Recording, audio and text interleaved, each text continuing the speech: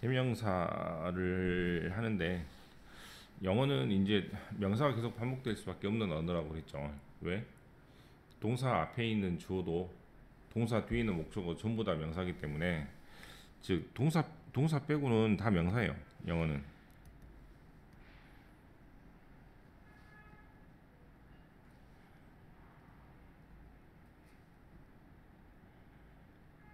그래서 명사는 끊임없이 반복이 되니까 우리나라 말은 주어나 목적어를 쓰지 않아도 되지만 영어는 주어 목적어 주어 동사 목적어를 항상 써야 되는 구조이기 때문에 명사가 반복이 되면 할 수 없이 그 명사를 두 번, 세 번 쓸 수 없으니까 대신하는 명사로 대신하는데 그걸 보고 대명사라고 합니다. 뭐 가장 중요한 거는 내가 항상 말하지만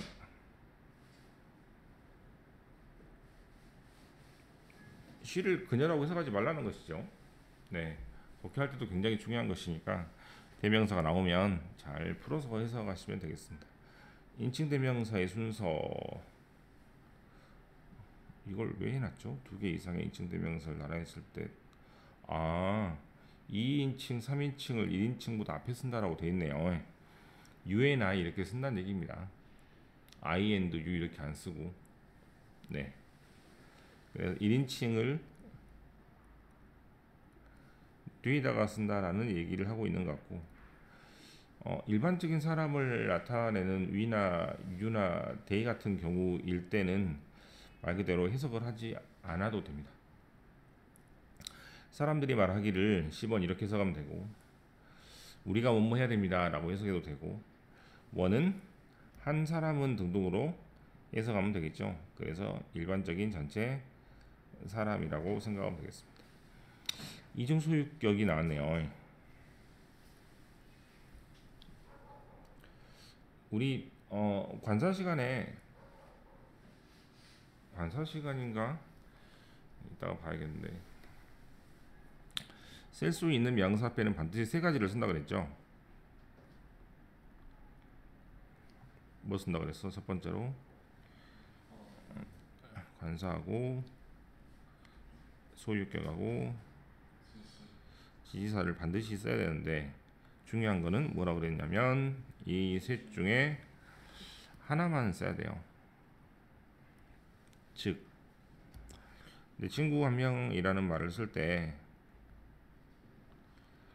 나의 친구니까 my 한 명은 어니까 이렇게 쓰면은 될 것 같은데 관사와 소유격이 동시에 나오기 때문에 틀리는 겁니다. 네. 그래서 이렇게 쓰지 못하니까 할 수 없이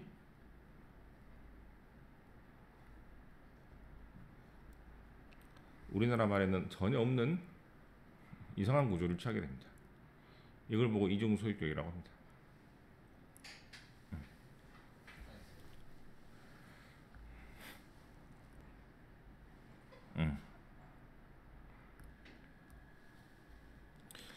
그래서 his friend는 안 되고 a friend of his라고 쓰고 테드스 썸이라고 쓸 수 없으니 some game magazines of 테드스 이렇게 쓰는 겁니다.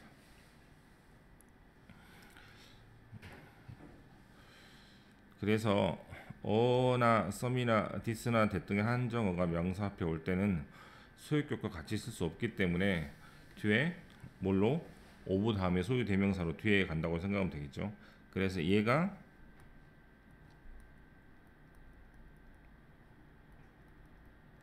같이 쓰려면 이런 식으로 쓴다 이런 얘기입니다. 네, 이걸 보고 좀 어렵게 이중 소유격이라고 합니다. 실은 이제 여기 나오는 파란색으로 동그라미 친 말을 명사를 한정해 준다 그래서 한정사라고 하는데 우리 책에도 한정이라고 적혀 있죠. 한정어는 되게 좀 어려운데 이걸 가지고 공부할 수 있는 게 여러 가지가 있는데 첫 번째로는 쓸 수 있는 명사 앞에 관사나 소유격이나 지시사가 온다는 것이고 그 중에 하나만 와야 되므로 만약에 소유격이 꼭 있고 싶으면 할 수 없이 뒤로 물러나서 오브 다음에 소유 대명사로 온다는 것 이걸 하나 배울 수 있고 두 번째는 저번에 관계대명사 이런 거 있잖아요. 그죠? 관계대명사 흡수는 소유격이므로 만약에 뒤에 명사가 올 때 관사가 올 수 없는 것. 네. 그래서 whose 다음에 명사가 따라 나올 때 whose를 결정짓기가 어려우므로 만약에 whose가 답이라면 뒤에 뭐가 있으면 안 된다? 어나 더가 있으면 안 된다. 뭐 이 정도로 계속 이용해서 원리를 적용시킬 수 있습니다. 그 중에 하나가 바로 여기 있는 이중 소유격이니까 이제 한정을 하는 걸 처음 배웠고 이 셀 수 있는 명사 앞에 1번, 2번, 3번이 동시에 올 수는 없다는 것만 기억하시면 될 것 같아요. 네. 그다음에 뒤로 가서 대명사 이셋음이라고 되어 있는데 이은 말 그대로 우리나라 말도 마찬가지고 영어도 그렇겠지만 할 말 없을 때 쓰는 말이죠. 우리나라 말도 뭐 거시기라고 하는 표현이 있으니까 그냥 의미 없이 채워주는 말이라고 생각하면 됩니다. 첫 번째 비인칭 주어인데 시간이나 날씨나 거리를 나타낼 때는 우리나라 말은 어두워, 10시야, 비 오네 이렇게 얘기를 하는데 영어는 주어가 필요하니까 주어를 쓴다는 얘기죠. 하지만 그것은 아무것도 지칭하지 않는다고 해서 비인칭 주어라고 합니다. 그 다음에 가주어, 가목적어, 강조구문의 있죠. 이거 너무너무 중요하죠. 가주어는 왜 발생한다고? 긴 주어는 뭐하고 뭐가 있었죠? 하고 네 대절과 투부동사는 길다고 생각할 수 있는 게 뭐 때문에 단어의 개수죠. 그래서 가주어는 긴 주어가 주어제로 왔기 때문에 뒤로 돌리고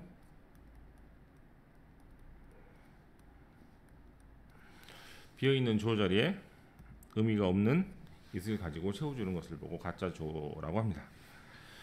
말 그대로 긴 주어는 두 단어 이상이라고 생각을 하면 자동으로 ing 즉 동명사 주어는 한 단어니까 주어 자리 그냥 쓰고 가주어를 거의 쓰지 않습니다. ing를 가짜 주어 구문으로 쓰는 경우는 극히 예외적인 경우 즉 속담 같은 경우만 있으니까 ing는 한 단어니까 말 그대로 주어 자리에 온다고 생각하면 될 것 같아요. 이게 가주어인데 이게 확장이 되면 가목주가 됩니다. 예를 들어서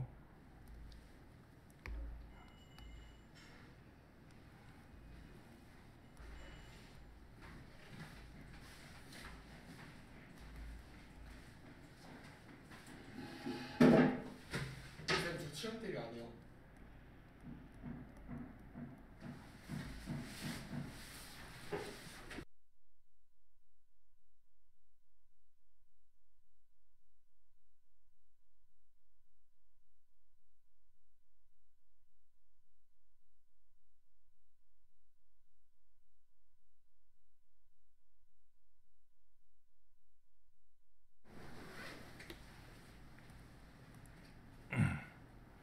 이게 가주어잖아, 그죠? 영어로 한번 써보면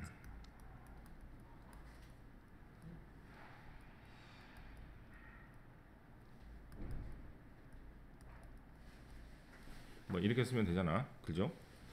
근데 이 구조를 확장을 시켜서 어떤 말을 만들어 보고 싶냐면 영어를 배우는 것은 쉽습니다라는 말을 좀 확장시켜서 영어를 배우는 것이 쉽다라고 생각합니다.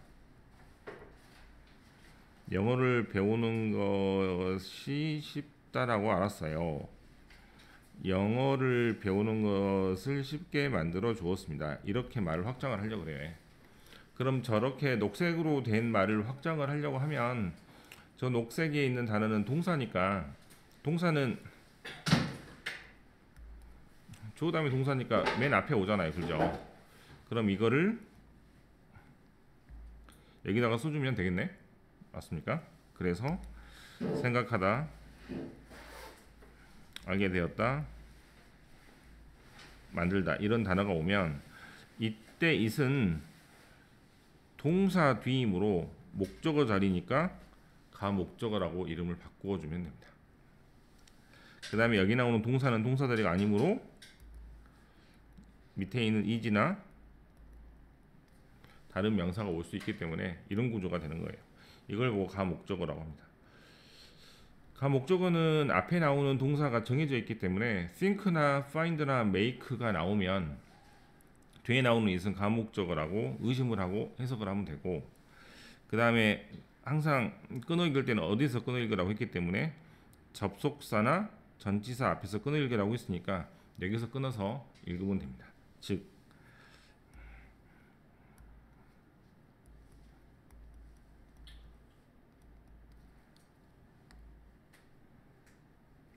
자, 이런 구조가 되면은 가목적어가 되죠. 그래서 여기를 끊어서 읽으면 쉽다라고 생각합니다. 영어를 배우는 것이 이렇게 해석하면 됩니다. 됐어요?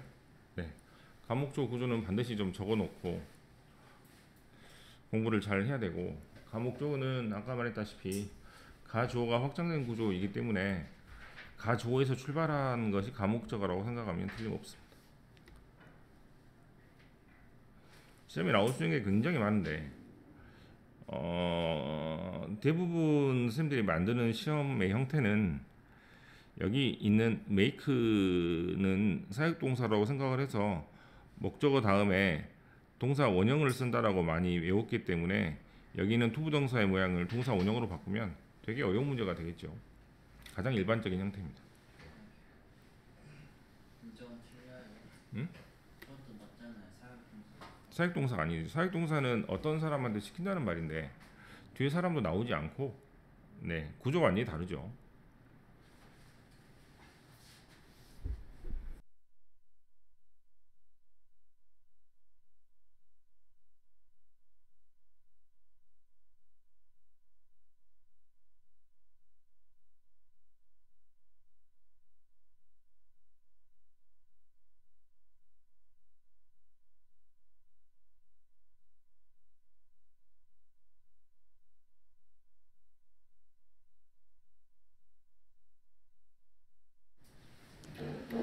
D번은 가주어죠. 그래서 사실입니다. 우리가 뭐뭐 해야 된다는 것이. 그다음에 여기까지 끊어 읽으면 된다 그랬죠. 그래서 짜증난다라고 알게 되었습니다. 뭐 하는 것이? 그 사람이 불만을 얘기하는 것을 듣는 것 이라고 해석하면 되고, F번은 실은 D번하고 F번하고 조금 헷갈려서 중3 때 같은 경우에 시험 문제가 나올 수가 있는데 구조가 똑같잖아요.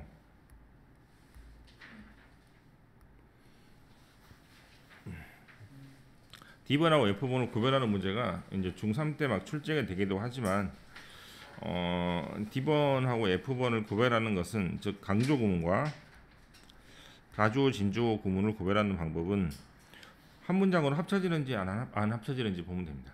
즉 강조 구문은 원래 있는 문장을 이렇게 나눴단 말이에요. 그래서 뭐를 빼면 여기 있는 이하고 that를 빼면 다시 한 문장으로 이렇게 합쳐지면 됩니다. 하지만 D번 같은 경우 가짜 주어일 때는 it과 that를 빼면 to라는 단어가 갈 데가 없기 때문에 한 문장으로 합쳐지지가 않아요. 그래서 그것으로 구별하면 되는데 뭐 의미가 없는 것이죠, 실은. 넘겨서 사람을 가리키는 it이 있는데 이때는 모르는 사람이라고 적으면 됩니다. 얘가 막 울고 있어요. 남자인지 여자인지 모르겠습니다. it이라고 합니다. 그 다음에 누가 똑똑똑합니다. 남자인지 여자인지 당연히 모르겠죠. 거기 누구야? 라고 하면 네, 이렇게 합니다.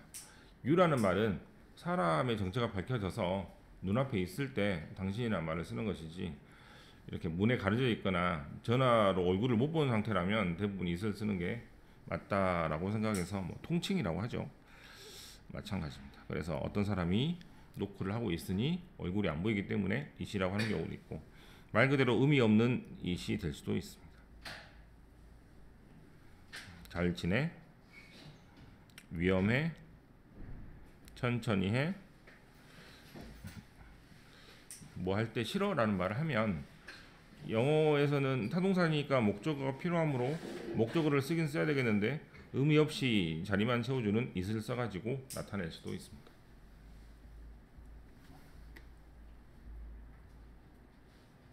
네, 여기 나와 있네요. 가주어이까 강조구문 it의 구분. 뭐를 빼서 여기를 빼고 보면 한 문장으로 합쳐지는지 안 합쳐지는지 보면 됩니다. 한 문장은 합쳐지고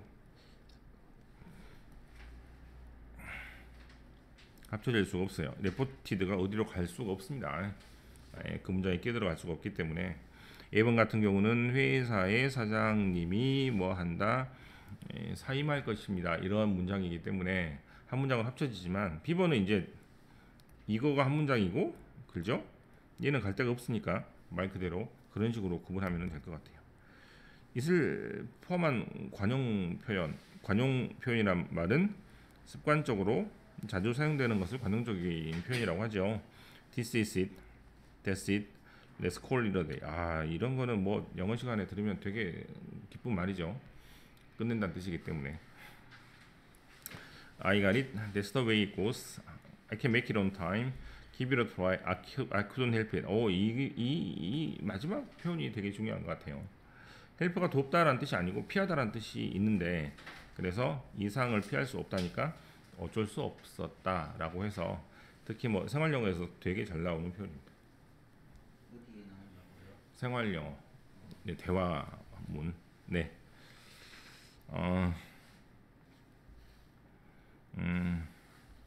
이걸 한번 해보면 좋겠네요. 태국은 이맘때쯤 날씨가 매우 습하다.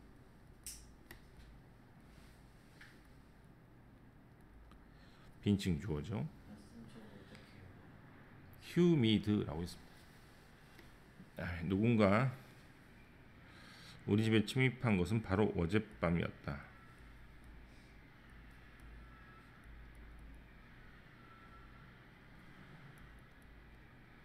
강조구문이죠. 그녀는 그녀의 친구 중 한 명과 결혼했다.